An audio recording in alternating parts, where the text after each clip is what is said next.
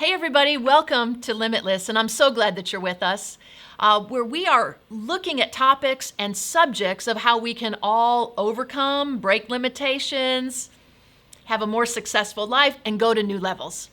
And on today's program, I am extremely honored and privileged to have a guest who has accomplished a lot in his life.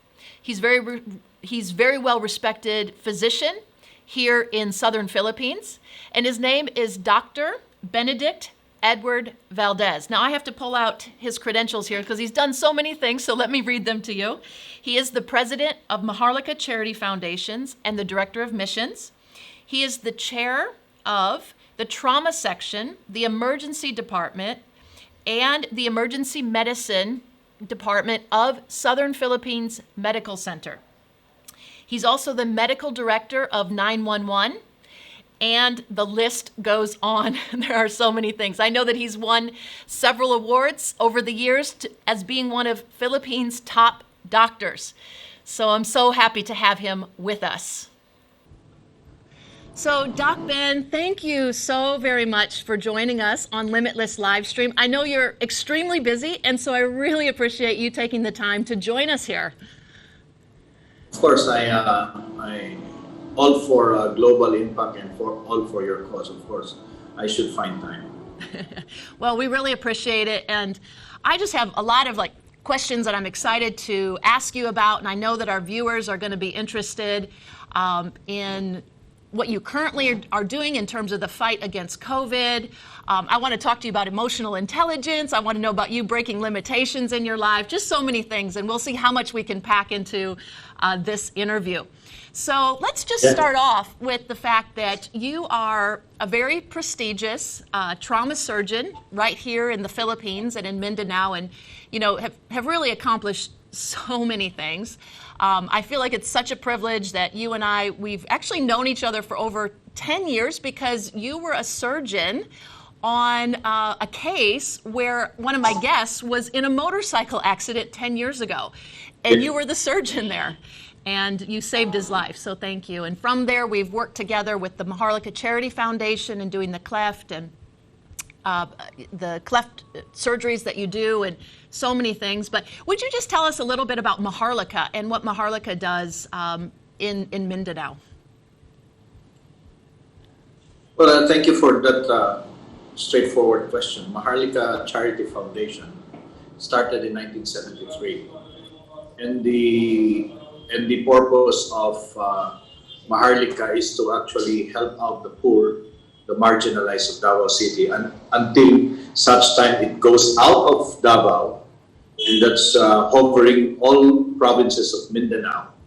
And we're giving free cleft surgeries for patients, free cataract operations for patients, and consultations. Until that, we brought in a lot of volunteers coming from all other provinces in the Philippines, as well as in other parts of the world, to volunteer. So this is a volunteer charitable foundation, and its sustainable projects includes, aside from cleft clip and palate surgeries, we do also do some reconstructive surgeries for burns and for minor excisions for cancer detection, early cancer detection as well. Yeah. Well, I know over the years, I just, we've worked together, and I've seen the work that you do through Maharlika, and specifically with the lives that are changed through the surgeries, in particular on children that have cleft lip and cleft palate. And I remember one case, it's just coming to my memory right now, where a girl was 17 years old. She'd lived just in seclusion in her house because there was such major deformity. And we were able to bring her to you, and just the life transformation of thousands and thousands of children, just amazing. And I feel real privileged that we could just understand what you do and be a part of that a little bit. So thank you for that. Another thing I want to ask you about is you are if I have it right, just correct me if I'm wrong, you are the chair of the emergency medicine department and trauma department at SPMC. Did I say that correct? Yes. Okay. And so, Yes, I'm the emergency, the founding director of the emergency medicine training program, and it's the first here in Mindanao. And we established the first fellowship training program in hyperbaric medicine, which is the first in the country. And hopefully, we are finishing our manual of operations for trauma, as we are opening an acute care and trauma services in SPMC, and we're finishing our trauma manual, which is, I think, first.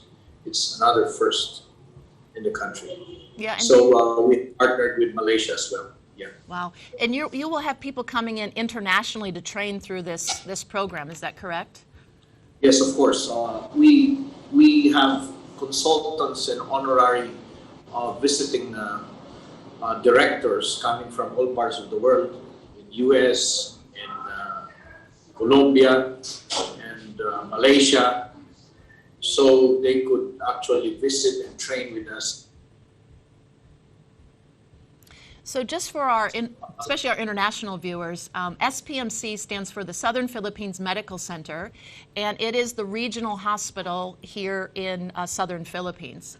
And it's also designated, like, obviously one of the most relevant and pressing conversations every single day is about COVID-19 and what's happening not only here in Philippines but around the world. And SPMC is the designated hospital for all COVID cases for all of Southern Philippines, or for what region or what area? Is it all Region 11? Well, actually, Southern Philippines Medical, since it's a designated COVID hospital to screen, to treat patients, and to rehabilitate patients, and for more critical cases that needed to be done. Although there are designated centers all over parts of Mindanao. Okay. And as Southern Philippines Medical Center is a designated apex hospital where the critical cases that cannot be managed in the provinces will be directed here in Southern Philippines Medical Center. As you know, it is the largest hospital in the country.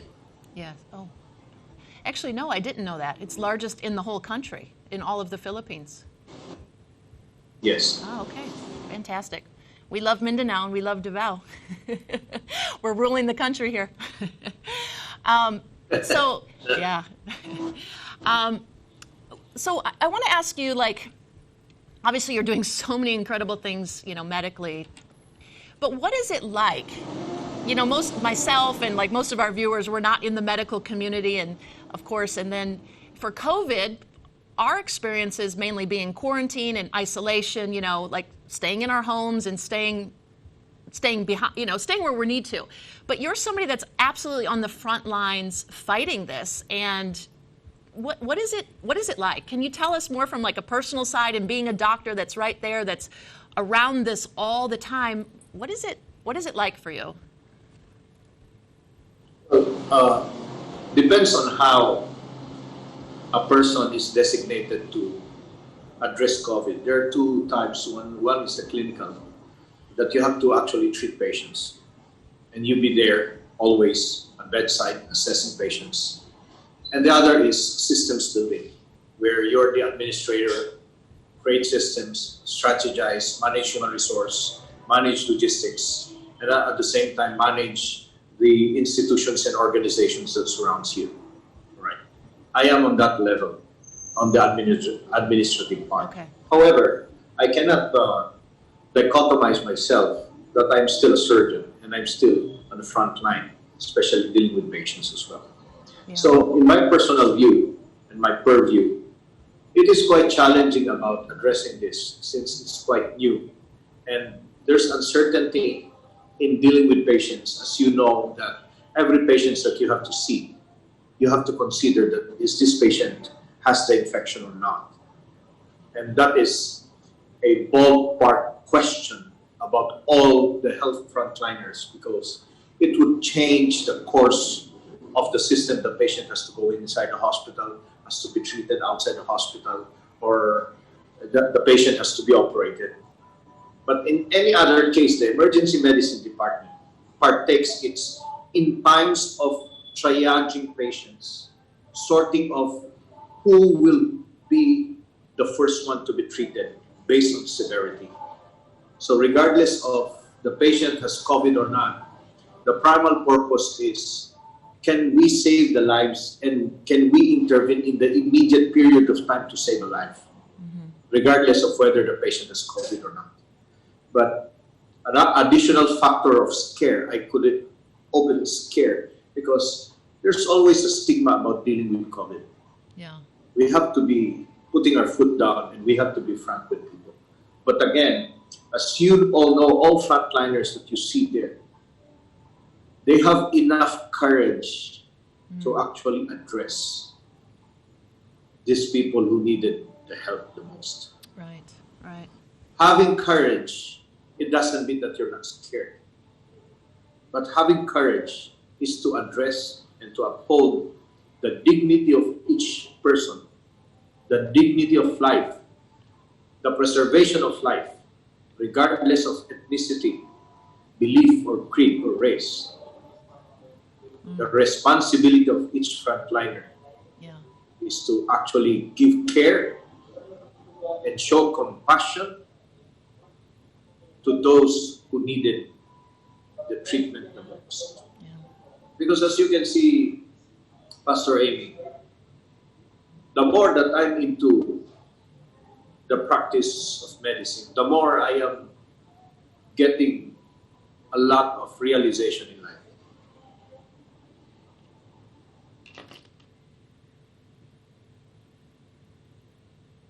I did realize that there's a lot of things to be considered in treating people.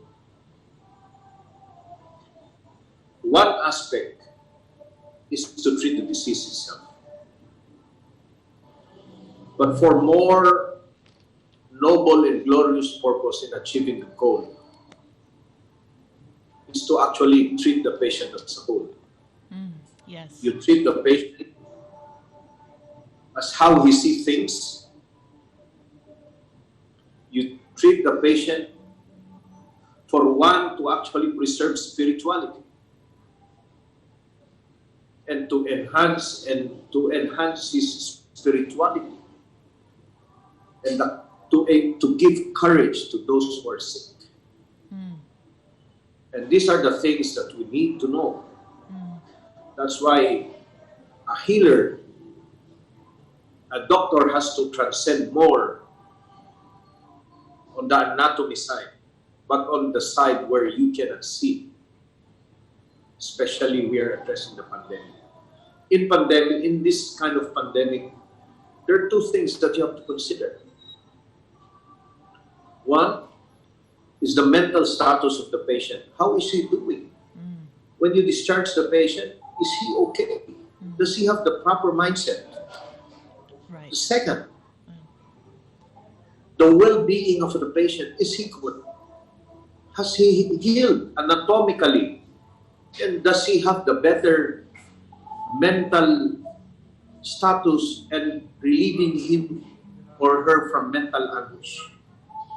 And these are the things that we have to focus on. Yeah. Well, I love That's that you... why, Sorry, go ahead. Sorry. that's why we're trying to address the long queuing times in the frontline services of the hospital. As you all know, we have to manage the expectations of our patients, and we have to be patient-centered. We are striving to be the best on that. We do not say that we're perfect. But again, the necessity of each person being, we are patient-centered hospital, is our primal goal. Wow.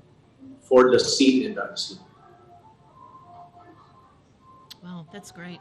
There's so much rich content in what you just said, and I just want to pick up on, you talked about mindset and mindset of the patient, that it's not just about the physical medical side, but it's also, mindsetting and the spirituality.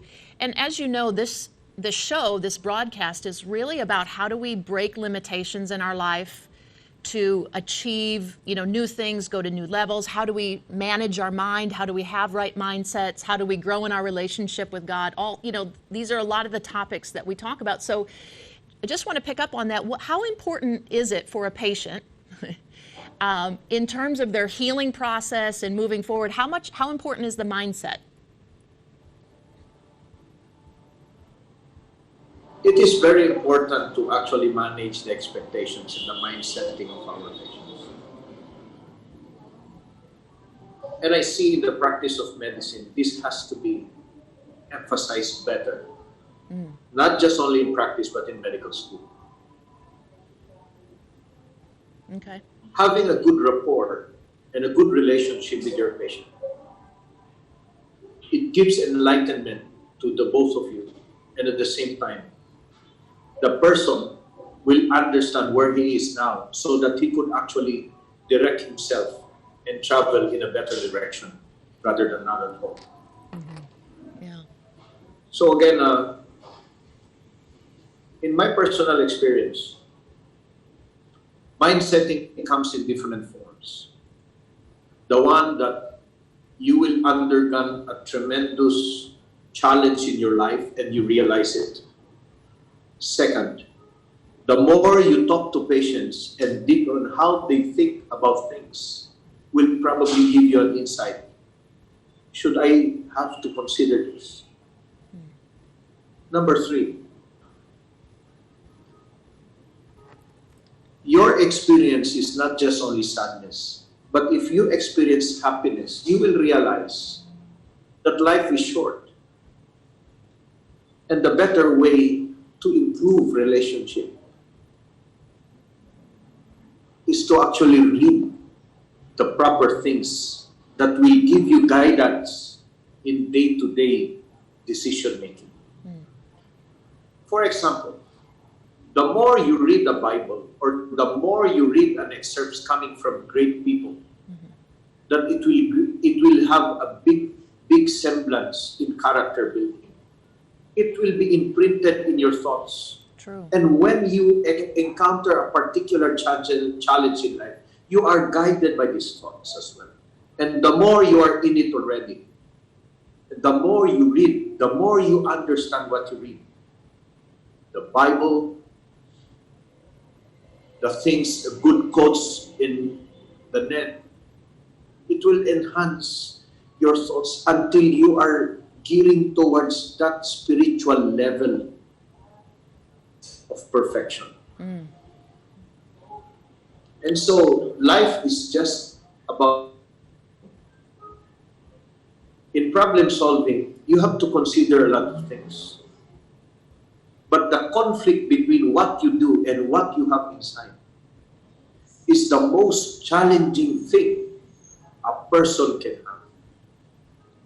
Say that again. The most challenging thing a man can have is the discrepancy in the gaps of what he does and what he should do inside, dictated by his heart. Because as you all know, may I quote something that I've learned and I've read before. How can one preach Jesus Christ when in fact you do not have a personal experience with Him? True. Yeah.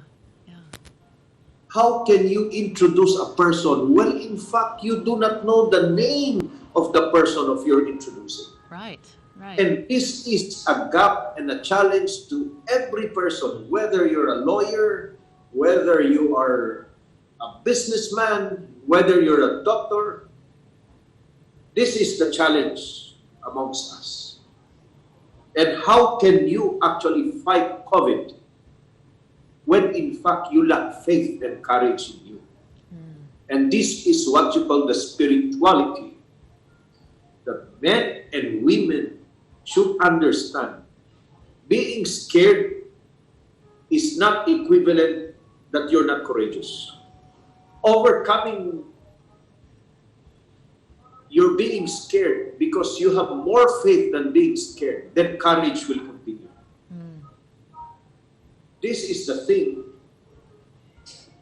that one has to realize, and I have realized it in my private practice. So courage needs to be stronger than the fear.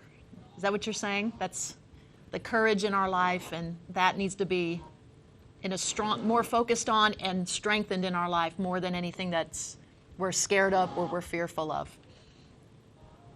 Is being scared. If you have lesser faith and more scared, how can you have courage? True. But if you have more faith over your being scared, then sometimes people they would not probably feel, but they have enough courage to face their problems. Right, right. Because they have something they believe in, and they have something that they're leaning on. Yeah. That's why courage is there. Courage is godly. And remember in the Bible about David and Goliath and Saul and Jonathan, his friend. The courage of David to face his problem is something that is being talked upon by scholars in the religious sect. But again, it boils down to faith. Faith in friendship. True. Faith in love. True. Faith in care. And faith in God. Amen. I'm going to start calling you Pastor Ben. Amy, this a hard travel, a tortoise way of understanding things. You know me. Oh, yeah. You know me. Remodeling oneself is remodeling both how you steward your body and as well as you nurture your spiritual belief. And that is having faith of whom you believe in. And I will show you. You might be proud of me, but in my bag I carry this. Oh wow. Yeah. The daily bread, right? Yeah. Fantastic. Because it's actually you're being guided by things that is written here. I may be very busy because it says here this for busy people. I said I believe in it. And there's abbreviation and there are stories about what is written in the Bible. And there is actual performance of how we believe things in our challenges and proper perspectives. That's why life is about problem solving, and life is about having a greater relationship to God, to Jesus Christ, and have faith. Yeah. Because you can never be wrong. So good. So good. Thank you. Then courage is there. Yeah. Yeah. I love what you said earlier about courage is really fed by faith, right? And there's a phrase we've kind of been saying in the last few months that there's times that you just have to do it scared. So in life, in overcoming limitations and having obstacles in front of us or circumstances that are not ideal, there's times we can feel afraid, we can feel worry, those are just normal feelings that we have. But when we infuse our life with faith, with the proper input, such as you're saying, the scripture and relationship with God, and our faith grows, that actually then grows our courage so that we can overcome and even succeed in the midst of circumstances that are extremely challenging and painful. So, thank you for that. I want to ask you about yourself personally, because obviously you've achieved so much in your life, and I know that you're in the process of doing even more. So you have an extremely successful career. I know that when I over the different years that we've had conversations, and even when I first met you, I'll just compliment you here a little bit. I just was always so impressed with basically your intelligence, the way you think, how you look at the future, your emotional intelligence, just so many aspects of not only who you are in your profession, but who you are, you know, personally. And I just want to know, though, like for your life, what's maybe one of the main obstacles or limitations from your childhood, from growing up till now? What was the main thing that you had to overcome? And where did you have to break a limitation to be where you are right now? Well, this that particular question is just like a question of a cross-sectional history of a person made it possible of who is he right now. My father is a professor, and you know, a professor would probably earn just a little, and that we strive hard. My brother and sister, we strive hard about finishing school, and that the money is not enough to actually give us good education, but we were able to go through those challenges with a lot of things and a lot of support coming from relatives.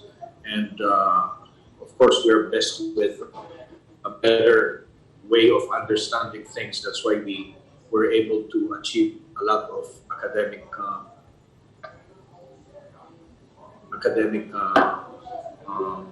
degree. But anyway, these are just excerpts of the past. But the most challenging issue here about is, I would not consider finances would be the most challenging issue before, because we go through a lot of things. My parents are well known here in Davao City, and of course the old timers know my parents.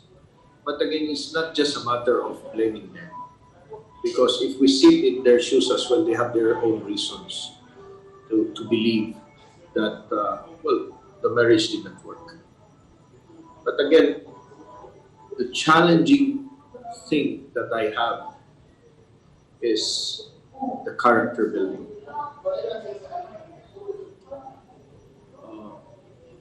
There are some times that you are easily annoyed and you're easily angered about things, because some people are very imperfection that you wouldn't like one has to commit a mistake. And these are a lot of things that I see around. But again, being humble is twice honorable. Addressing anger and addressing the easily annoyed is something that it can be addressed by humility. Yeah. Humility in patience, and humility in care, humility in love, and giving your life to somebody else's who needed the most is the epitome of humility and the highest form of love. That's why one person must practice humility in understanding things, so that you're putting your shoes to that person, and you will now know that he needs more education, he needs guidance, and at the same time, you can teach humility to that particular person, because you yourself, you strive to be humble. Yeah, that's good. Even without uttering a word, people will feel your presence. Because integrity, and people will know that you're humble. So humility. But when you yes. Oh, you were saying when you're easily angered and easily annoyed, really the tip for that, or the answer to that, is humility. Is that what you're saying? That is my personal experience. Because at the outset, we try to see that we're better than the other person. But it's not. Yeah. We are all equal. Right. That's why there is humility in understanding. There's humility in care. And these are a lot of things that went through in my heart and in my thoughts about how to practice humility in one's daily undertakings. How do you personally practice humility? Again, is it in your mind setting, or give us an example of in your daily life, how do you practice it? How do you talk yourself and walk yourself through that? Let's say you're getting angry, you're getting annoyed. What do you do? Like, can you give us some specific steps? In my career is like fast, trauma, decisive, sharp. How do you practice humility? Is actually when you're in training and where you're surrounded with a lot of people that they learn the trade already. Taking time with them, let them understand. Okay. Things has to be done in the faster period of time. Is for me, is actually humility in practice. Okay. Taking time. I am not better than you are, but I understand where you are at. But I am here to teach you. Most often than not, some people might be with a short fuse. They will say, it's a coconut head. Right. I'll always say that. It's a coconut head. Yeah. I like that term you use. But coconut when you head. look into that person, you have the power to change him because you stood by him. True. And you humbled yourself. I will teach this guy so that whenever a person comes in again, he will know what to do. And everybody has the power of understanding. That's why it starts from you, from the heart. The heart gives signals to the head, and then actions will ensue. Okay. Doctor, here I want to teach you something. So, now, humility in care is actually listening to your patients. Some other practitioners would probably say they don't listen to their patients. You take time and listen to them because their body knows best than what you read in books. That is humility in care, the way I see it in the practice of trauma and in the practice in the medical profession. So these are the things. Yeah. Yes. I'm curious yes. because right now you're referring to patients, right? But what about the people that you're training? Like, okay, because I'm looking at this from a leadership point of view, and obviously you're saying that you have to be very decisive and fast-paced. At the same time, obviously have care and humility with those that you're training. But where's the balance of somebody? You have to keep the demand strong that they also learn quickly and that they can make good, decisive decisions. So how do you do that in your training and your leadership of other, surgeons and doctors? You have to accept your mistakes, that you're mistaken. And people will believe more in you rather than they don't believe in you. You have to talk to them. I think I made a mistake, but we can improve on this. Because when they hear that from a specialist and a boss, everybody commits mistakes. But again, a mistake will be epitomized into experience. So again, in the workplace, you see the end all and be all because you're a professional and you are actually the best people will see.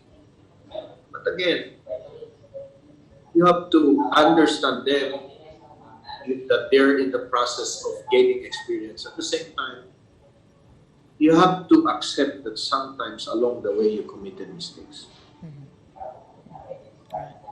It's hard for every person to do, especially in my field.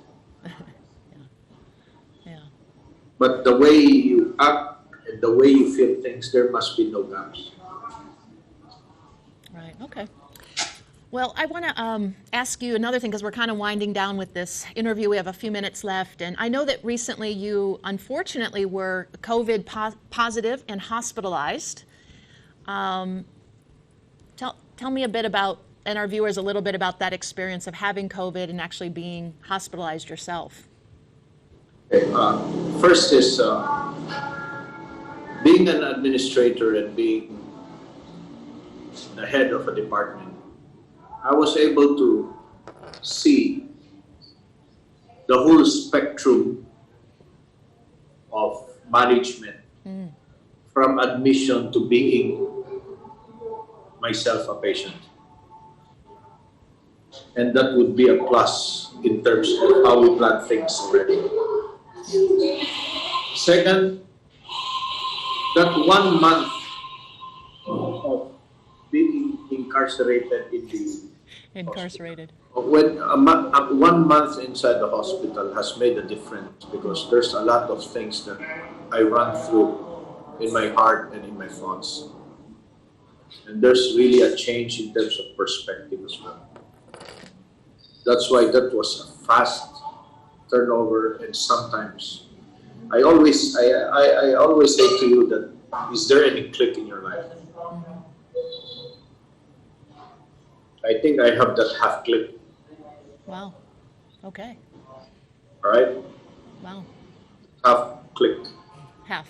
So the perspective about seeing things in a different manner is different already. That's why, again, who would probably think that I will be bringing this in my... Yeah. I'm not advertising it, but this is what I can easily reach out. It's great. Yeah. Anyhow, but it's a good start. It's fantastic. And I am But it's like so proud and so but happy. it's a process. It's a process. Yeah. Along the duration between then and now, it's a process again.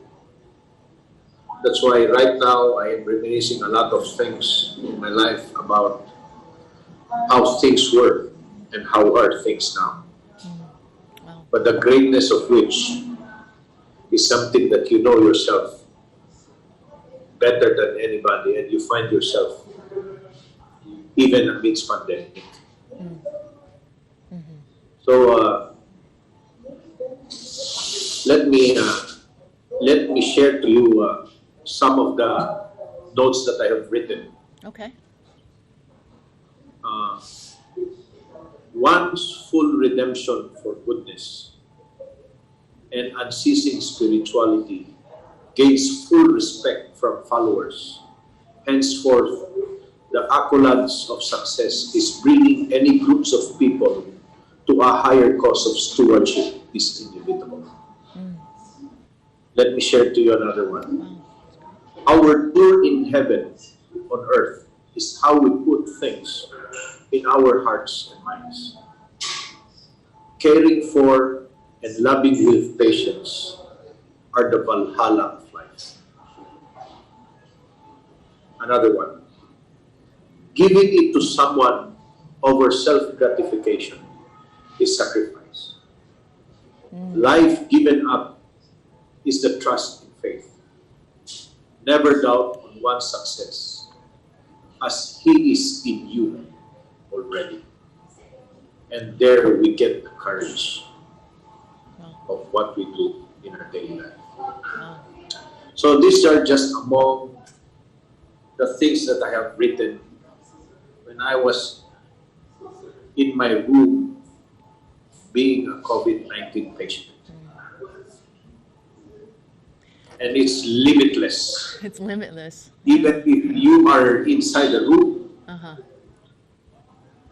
the limitless I'm talking about is how you view things in perspective, that your thoughts is not really, it's global, it's universal, it's endless, it's limitless. Yeah. Wow. That's why this is what I'm sharing to you, Pastor Amy.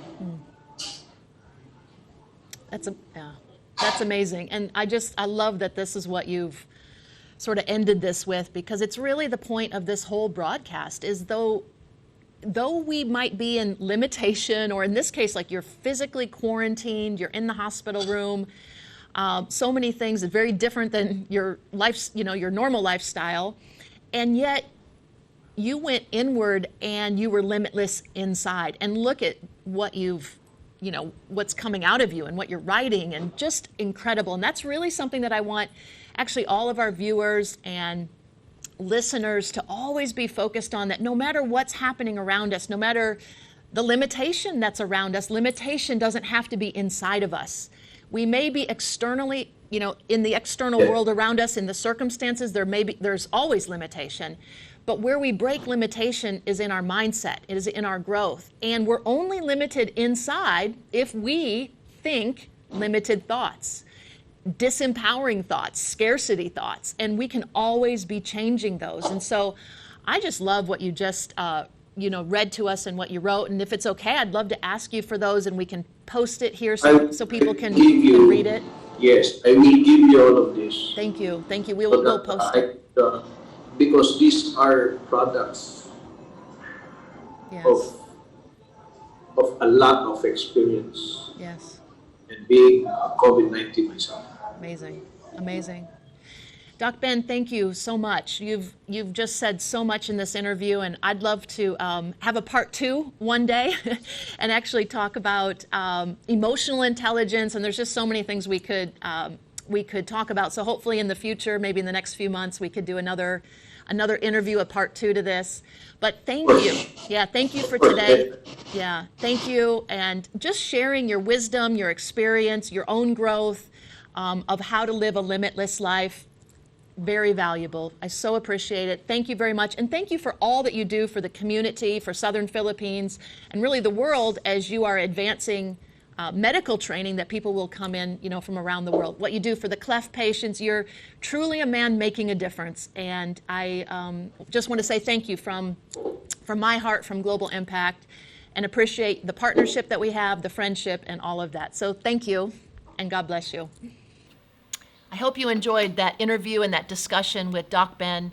He really is a wealth of information, so many different things. And just want to highlight one of the things that he talked about was having courage, and how faith infuses our courage. And even when we're scared, even when we're in limitation, the more faith that we cultivate in our life, the more power that we have. And he gave his own example of being quarantined and being in the hospital room and being a COVID patient, and yet how he grew and how he overcame and how he saw things from a whole nother perspective. So let this be an encouragement to all of us that no matter what is going on in our life, we always have the opportunity to grow. We always have the opportunity to change our mindset. And we always have the opportunity to create from abundance that comes from our thinking. Okay, God bless everybody, and thank you for being with us.